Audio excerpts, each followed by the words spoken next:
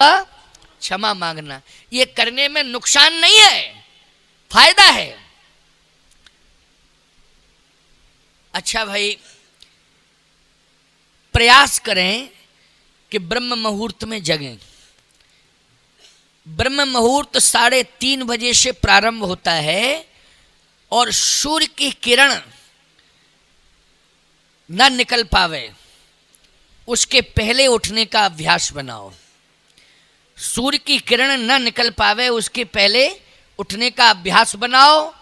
हाँ, विशेष परिस्थिति में आप रात्रि में कोई विशेष परिस्थिति आ गई, विलंब से सोए तो आप विलंब से जग रहे हैं, लेकिन ये नियम नहीं है। इसको नियम मत बनाना, क्योंकि अपवाद है। ये अपवाद है कि हम विलंब से सोए इसलिए विलंब से जग रहे हैं। लेकिन हम यही संकल्प ले लें, नियम बना लें कि विलंबई से सोएंगे और विलंबई से जगेंगे। नहीं नहीं नहीं, नियम नियम होता है, अपवाद अपवाद होता है। अपवाद नियम नहीं होता है और नियम अपवाद नहीं होता है। आज आश्चर्य होता है मुझे, अगर कोई 4 बजे जग जाए तो मोहल्ले के लोग कहते कोई बात है, जरूर कोई। अरे भैया, बात क्या है? 4 बजे जगने का, 5 बजे जगने का नियम है। बोलो भाई, क्या बात है? फालतू की सोच, कोई बात है। अच्छा, और आप 9 बजे अगर सो के उठ रहे हैं, यार जिंदगी तो इसी की मस्त है, ना चिंता ना फिक्र।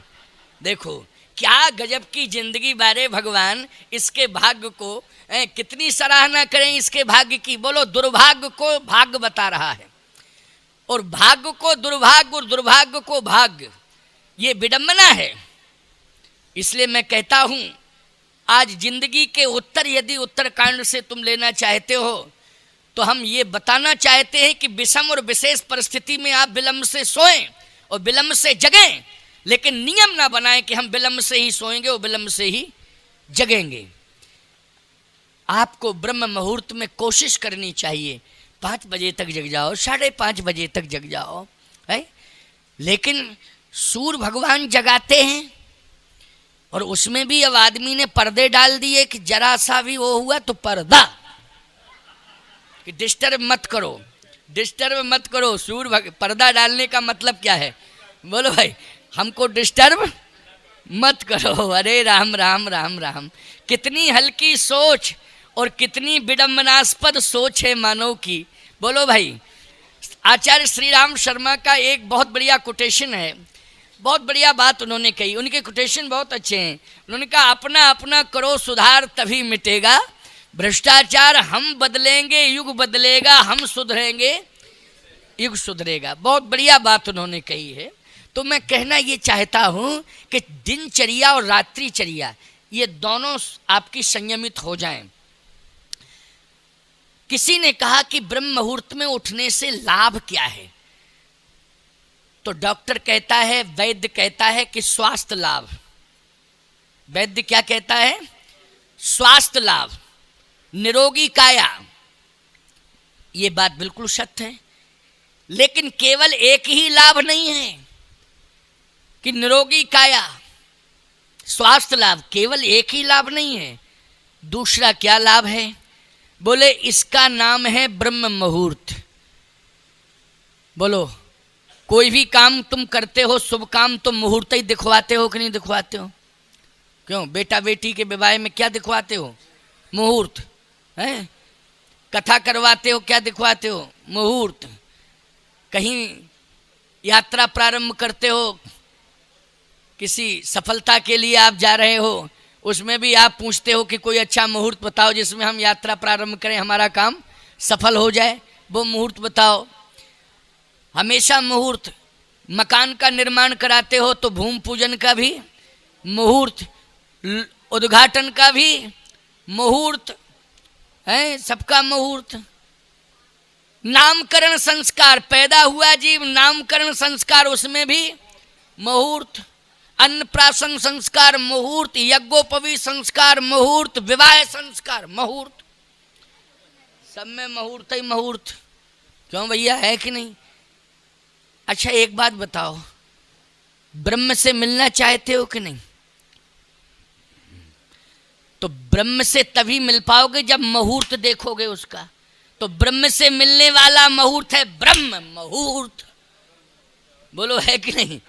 बोलो ब्रह्म को प्राप्त करने वाला कौन सा मुहूर्त है? ब्रह्म मुहूर्त। और किसी से पूछने की जरूरत नहीं है, हम बताए देते हैं कि 3:30 बजे से ब्रह्म वेला शुरू हो जाती है। ब्रह्म मुहूर्त 3:30 बजे से। अब 4 बजे जग जाओ, 4:30 बजे जग जाओ, 5 बजे जग जाओ, सूर्य की किरण नहीं निकलनी चाहिए, उसके पहले आप जाग जाइए। ब्रह्म मुहूर्त में जागना बहुत आवश्यक है। ब्रह्म से अगर कोई मिलना चाहता है तो उसे ब्रह्म मुहूर्त में जागना पड़ेगा। बड़े बड़े संत महात्माओं को ब्रह्मानुभूति कब हुई है? क्योंकि ब्रह्म मुहूर्त में जागते थे। अभी आप चित्रकूट जाएं तो वहाँ महात्मा बहुत रहते हैं। यहाँ रामेश्वरम में तो हमको पुजारी पंडे ज़्यादा दिखाई दिए, साधु संत तो कम दिखाई दिए, हमने जहाँ तक निरीक्षण किया है। क्योंकि हम तो सुबह प्रातः निकल जाते हैं, 4 किलोमीटर जाना, 3.5 जाना, 3.5 आना, 7 किलोमीटर लगभग मॉर्निंग वॉक करता हूँ मैं। तो सुबह निकलता हूँ तो ना जाते महात्मा दिखाई देता ना आते मिलता हमको, और हम ही जाते दिखाई देते, हम ही आते। समझ रहे? ये हमने अनुभव किया है। लगभग मुझे 6 दिन हो गया है जाते जाते यहाँ। 6 दिन, पहले दिन तो नहीं जा पाया था शायद मैं, क्योंकि आया ही था, तो 6 दिन तो कंप्लीट हो गए, आज भी गया। लेकिन पंडे पुजारी तो मिले, तिलक लगाए हैं और पूजा पाठ करने के लिए आ रहे जा रहे, दर्शन के लिए जा रहे। लेकिन महात्मा ना तो सन्यासी परंपरा का महात्मा कोई दिखाई दिया, ना वैष्णव परंपरा का कोई महात्मा दिखाई दिया, ना रामानुजी परंपरा का कोई महात्मा दिखाई दिया। हाँ, पुजारी हर संप्रदाय के दिखाए। अभी रामानुजियों का मठ है, उसमें सुबह एक पुजारी पूजा कर रहा था, तो वो तो रामानुजी होगा, पुजारी है वो। लेकिन संत वेश हमको दिखाई कम दिया रामेश्वरम में। लेकिन चित्रकूट और अयोध्या आप जाएं, वृंदावन जाएं, हरिद्वार जाएं, नैमिष जाएं, हरिद्वार जाइए, नैमिष जाइए, वृंदावन जाइए, चित्रकूट जाइए, अयोध्या जाइए, बोलो भाई, आपको संत बहुत दिखाई देंगे। मैं कहना ये चाहता हूं कि आप चित्रकूट का अनुभव विशेष रूप से मैं बता रहा हूं। मेरे यहाँ मैंने कहा नहीं, 100 से अधिक तो संत रहते हैं और लगभग पूरी संख्या 200 की है, लेकिन 100 से अधिक महात्मा ही रहते हैं। 3:30 बजे राम राम की धुनी सुनाई देगी आपको, 3:30 बजे, और कमंडल की छनकार खनकार और वो सब स्नान, सारी बातें, मंदाकिनी चले जा रहे, कोई संत आ रहे हैं, परिक्रमा कर रहे हैं, ये सब आपको दिखाई देगा वहाँ। चित्रकूट का अनुभव बता रहा हूँ मैं आपको। क्यों? इसलिए कि ये सब ब्रह्म की तलाश में है। किसकी तलाश में है? धाम में रह रहे हैं, ब्रह्म की, मानी भगवान की तलाश में है। तो भगवान की तलाश है तो पहले जिस मुहूर्त में भगवान मिलता है उसको तो स्वीकार करें, तो वो है ब्रह्म मुहूर्त। एक और आपको उदाहरण दे दें। पहले लैंडलाइन की व्यवस्था थी, अब तो मोबाइल के ज़माने में लैंडलाइन तो खत्म ही, कभी कभी किसी किसी के यहाँ होंगे, लेकिन कम। पहले तो लैंडलाइन भी कम, किसी 2-4 घरों में, पूरे शहर में का बहुत कम जगह पीसीओ ईसीओ खुल गए, जाने क्या क्या सिस्टम था। एक बार हमारे पास एक फ़ोन आया और वो लैंडलाइन सिस्टम था। मैं जहाँ जाता था वहाँ फ़ोन करके ये बता देता था आश्रम में कि कोई बहुत आवश्यक फ़ोन आए तो इस नंबर पर संपर्क हो सकता है। अब जहाँ हम ठहरे थे तो उसके यहाँ नहीं था फ़ोन, बगल में फ़ोन था और बगल के बगल में एक पीसीओ था। फ़ोन आया कि स्वामी जी से अति आवश्यक बात करनी है। उस समय 11:30 बज रहा था, रात्रि में प्रवचन चल रहा था, पता नहीं क्यों विशेष रात्रि हो गई थी। वो पहला दिन था तो विलंब होते होते रात्रि हो गई, तो 1 घंटे ही बोला, लेकिन 11:30 बज गया।